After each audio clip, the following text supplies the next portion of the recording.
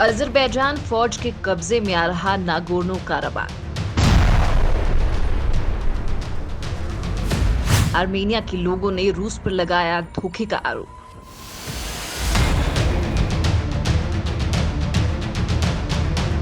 दुनिया में इस वक्त आर्मेनिया और अजरबैजान युद्ध को लेकर काफी चर्चा हो रही है। युद्ध में इजरायली हथियारों के दम पर अजरबैजान ने तगड़ी तबाही मचाई है।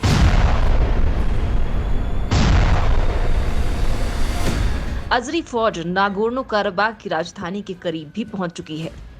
अब यहां आर्मीनिया के लोगों के सामने अपना सब कुछ गंवाने का संकट आ खड़ा हो चुका है, क्योंकि युद्ध हर तरफ तबाही के निशान छोड़ता है और हारने वाला सब कुछ गवा बैठता है तो जीतने वाले को भी सिवाय घृणा और हिंसा के कुछ नहीं मिलता है।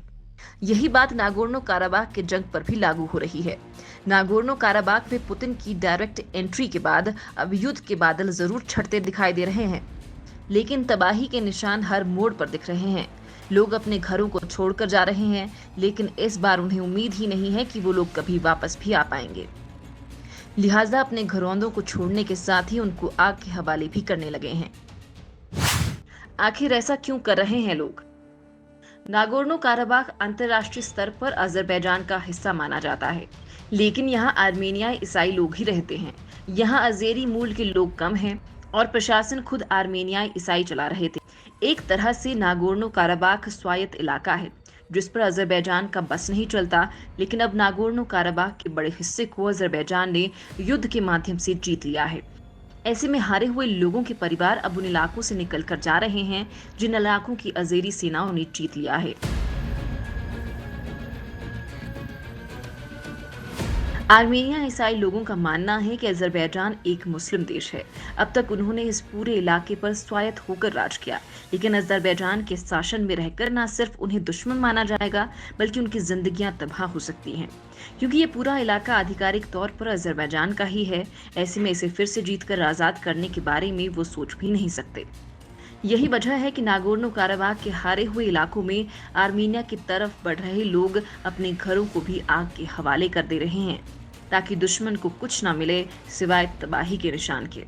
इस बीच आर्मीनिया में अजरबैजान के साथ समझौते के बाद हजारों लोग येरेवान शहर की सड़कों पर उतर आए और प्रदर्शन किया। लोगों ने सरकार के खिलाफ नारेबाजी करते हुए आर्मीनिया के प्रधानमंत्री निकोल पाशियान के इस्तीफे की मांग की। साथ ही आर्मीनिया के लोगों ने ये भी कहा कि रूस ने उन्हें उसी तरह धोखा दिया जैसे 100 साल पहले दिया था। आर्मीनिया और अजरबैजान 1920 के दशक में आजाद हुए और फिर दोनों ही देश सोवियत संघ का हिस्सा बन गए। नागोर्नो काराबाख अजरबैजान के भौगोलिक हिस्से में चला गया, जबकि यहाँ आर्मीनिया ईसाई लोगों की आबादी है। उनकी मांग थी कि उन्हें आर्मीनिया के साथ रहने दिया जाए, लेकिन ऐसा नहीं हुआ। जिसके बाद 1980 के दशक में जब सोवियत संघ कमजोर पड़ने लगा, तो नागोर्नो काराबाख के लोगों और विद्रोह गुटों ने नागोर्नो काराबाख से अजरबैजान की सेना को भगा दिया। माना जा रहा था कि इस विद्रोह को आर्मीनिया का समर्थन प्राप्त था। इस युद्ध में लाखों लोग मारे गए और लाखों को पलायन करना पड़ा। मुस्लिम आबादी अजरबैजान की तरफ पलायन कर गई थी, तो आर्मीनिया ईसाई तेजी से इलाके में बढ़े थे। लेकिन इस 6 सप्ताह तक जले ताजे युद्ध के बाद पलायन ईसाई आबादी को करना पड़ रहा है, तो अजेरी मुसलमान यहाँ फिर से लौटने को तैयार हैं।